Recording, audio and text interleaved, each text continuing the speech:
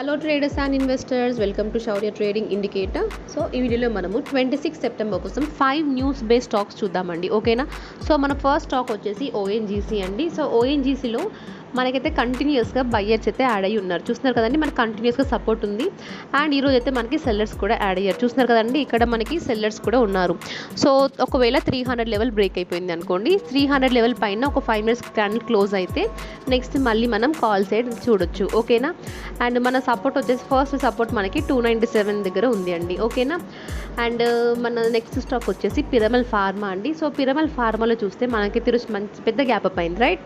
So చూస్తున్నారు కదండి, మనకైతే గ్యాప్ అప్ అయింది. అండ్ అలాగే గ్యాప్ అప్ అయ్యి మళ్ళీ ఫాల్ వచ్చింది. సో దీనికి మన ఇండికేటర్స్ ముందుగానే ప్రెడిక్ట్ చేశారు. చూస్తున్నారండి, మనకైతే స్టార్ ఫామ్ అయింది ఇక్కడ. సో స్టార్ ఫామ్ అయింది అంటే మనకి ట్రెండ్ మారే ఛాన్స్ ఉందని మనకి ముందుగానే ఇండికేట్ చేస్తుంది, అవునా.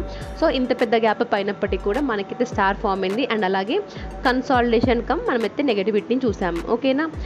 అండ్ మన రెసిస్టెన్స్ అండి, ఒకవేళ 228 ఎబో 5 మినిట్స్ క్యాండిల్ క్లోజ్ అయిందంటే మళ్ళీ మనం హై సైడ్ చూడొచ్చు. నెక్స్ట్ 235 వరకు వెళ్ళే ఛాన్స్ ఉంటుంది. అండ్ మన సపోర్ట్ వచ్చేసి 217 దగ్గర మనకి సపోర్ట్ ఉందండి. ఓకే. అండ్ థర్డ్ వన్ వచ్చేసి సిప్లా. సో సిప్లాలో చూస్తే మన ఇండికేటర్స్ ప్రకారంగానైతే మనకి 24 సెప్టెంబర్ 12:55 అప్పటి నుండి మనకైతే నెగటివిటీని చూస్తున్నాం, అవునా. సో అక్కడ నుండి నెగటివ్గానే ఉంది మార్కెట్. అండ్ అలాగే రీసెంట్లో ఒక లో ఫామ్ చేసింది, దాన్ని ఈరోజు మళ్ళీ సపోర్ట్ లాగా తీసుకొని మళ్ళీ బౌన్స్ అయిపోయింది, అవునా. సో ఇక్కడ మనకైతే బయ్యర్స్ కూడా యాడ్ అయ్యారు. సో మన సపోర్ట్ వచ్చేసి 1620 మనకి ఫస్ట్ సపోర్ట్ అవుతుంది. ఓకేనా. అండ్ అలాగే మన రెసిస్టెన్స్ ఉంది కదా, సో 1650 మన ఫస్ట్ రెసిస్టెన్స్. దాని తర్వాత నెక్స్ట్ 1660 దగ్గర మన సెకండ్ రెసిస్టెన్స్ ఉంది. అండ్ అలాగే మన నెక్స్ట్ స్టాక్ వచ్చేసి ఐడిఎఫ్సి అండి. సో ఐడిఎఫ్సి సంబంధించి మళ్ళీ ఒక మర్జింగ్ న్యూస్ ఒకటి ఉందన్నమాట.